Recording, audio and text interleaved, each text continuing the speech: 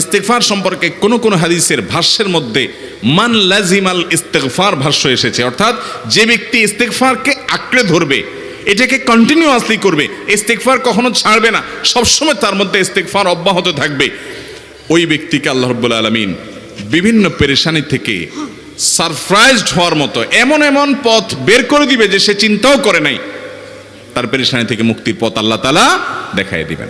ইস্তেগফার কিভাবে করবেন ভাই? ইস্তেগফার এমন একটা আমল, এটা ছাড়া তো আমাদের উপায় নাই ভাই। ইস্তেগফার আমাদের দুনিয়ার পেরেশানি দূর করবে, আখিরাতের পেরেশানি দূর করবে।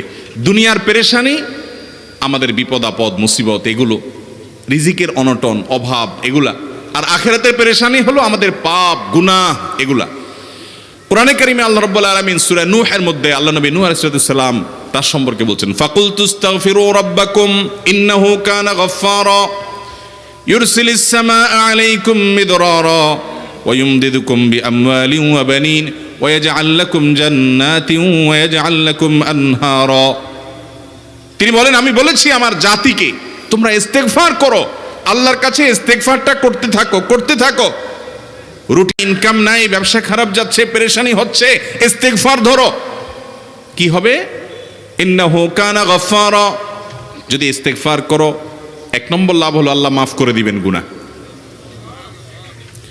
ইউরসিলিস সামাআ আলাইকুম মিদরারা, যাতে ফসল ভালো হয়, রিজিক ভালো হয়, সেই ব্যবস্থা আল্লাহ করবেন। ওয়া ইউমদিদুকুম বিআমওয়ালিন ওয়া বানিন, ছেলে মেয়ে হয় না অথবা ভালো ছেলে মেয়ে নাই, আল্লাহ তাআলা নেক সন্তান দিয়ে তোমাকে শক্তিশালী করবেন, সম্পদ দিয়ে শক্তিশালী করবেন। ওয়া ইয়াজআল লাকুম জান্নাতিন ওয়া ইয়াজআল লাকুম আনহারা, আল্লাহ তাআলা প্রসবন দিবেন, ফসল দিবেন, বরকত দিবেন রুজিতে। কিসের মাধ্যমে? ইস্তেগফার। কিসের মাধ্যমে ভাই? ইস্তেগফার। আহা, ইস্তেগফারের আমল আমাদের দেশে মানুষ আমরা জানি না ভাই। এটাও আরবদেরকে আমি দেখেছি, সারাক্ষণ তারা অবসর সময়গুলোতে ইস্তেগফার করতে থাকে, আস্তাগফিরুল্লাহ ওয়া আতুবু ইলাইহি, আস্তাগফিরুল্লাহ আস্তাগফিরুল্লাহ। মানে কি? আল্লাহর কাছে আমি ক্ষমা প্রার্থনা করি, আল্লাহর কাছে আমি মাপ চাই, আল্লাহর কাছে আমি তওবা করি, আল্লাহর দিকে আমি ধাবিত হই, আল্লাহর কাছে আমি ফিরে যাই, আস্তাগফিরুল্লাহ আস্তাগফিরুল্লাহ। আপনি বসে আছেন নিরিবিলি, ভাইরা আমার, এখন আর নিরিবিলি বলতে কোনো সময় নাই, এখন আর ফ্রি টাইম নাই, এখন আর আমাদের অবসর টাইম নাই। আস্তাগফিরুল্লাহ কখন বলবো? মোবাইল টিপতে টিপতে টিপতে টিপতে, ফেসবুকের নোটিফিকেশন দেখতে দেখতে দেখতে, লাইক কমেন্ট গুনতে গুনতে আমাদের এখন কোনো ফুরসত নাই। বাহিরে তো নাই, টয়লেটে গেলেও তখন আমাদের ব্যস্ততা মোবাইল নিয়ে, ফেসবুক নিয়ে, ঘুমাইতে গেলেও আমাদের ব্যস্ততা।